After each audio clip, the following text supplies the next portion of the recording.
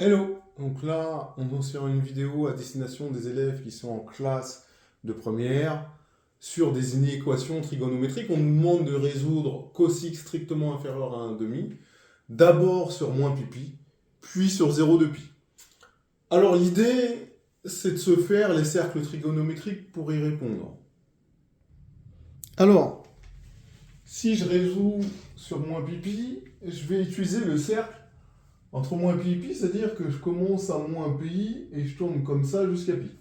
Si je travaille sur 0,2 pi, eh ben, j'utilise le cercle sur 0,2 pi. Mon 2 ressemble à je sais pas quoi. Ça veut dire que je vais tourner de 0 à 2 pi. D'accord? Ici, évidemment, on a 1, moins 1, 1, moins 1. D'accord? Et nous, on cherche cos x strictement inférieur à 1,5. Le cosinus, il se lit ici sur l'horizontale, donc je vais placer le 1,5 sur mon horizontale, hein, d'accord? 1,5 c'est ici, d'accord? 0,5 ou 1,5. Ici, on est d'accord, j'ai 1,5. Et pour être inférieur à 1,5, c'est dire que le cosinus se situe sur cette zone.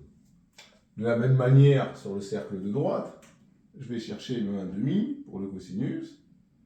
Et ça veut dire que pour être inférieur, il faut que je sois strictement dans cette zone. Ok. Donc, intelligemment, ce qu'on va faire, c'est évidemment, en pointillé, voir où j'ai les points qui choquent,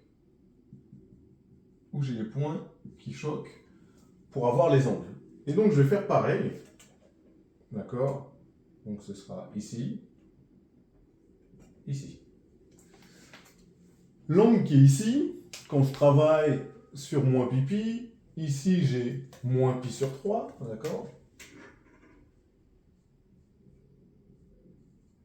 Et ici j'ai pi sur 3.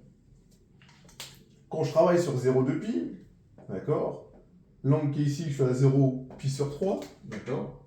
Ici, j'ai pi sur 3. Si je mettais l'autre angle ici, j'aurais eu 2 pi sur 3.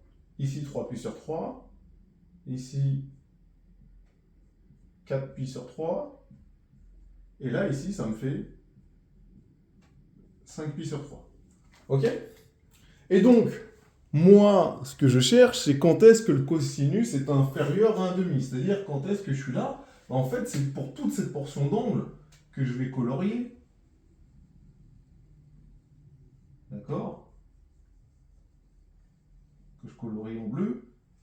Et ben, je vais être inférieur à 1,5. Donc, on va commencer à résoudre celui de gauche. C'est-à-dire sur moins pi. Il faut regarder comment on tourne. On est sur moins pi, donc, c'est-à-dire je tourne à partir de moins pi. Là, je suis inférieur, je suis toujours inférieur. Et là, je m'arrête. Jusqu'à moins pi sur 3. Ensuite, il y a un saut. Et ensuite, de pi sur 3, évidemment, exclu jusqu'à pi, je suis encore inférieur à 1,5. Donc ici, sur ma portion droite, mon ensemble de solutions, le grand S, il sera égal à quoi? Là, c'est très simple.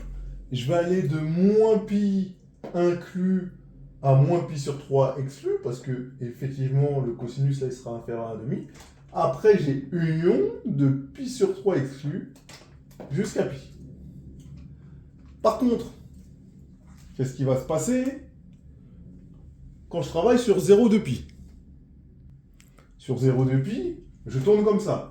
Donc là, mon cosinus il est toujours supérieur à 1,5, supérieur à 1,5. Ah, il devient inférieur à 1,5.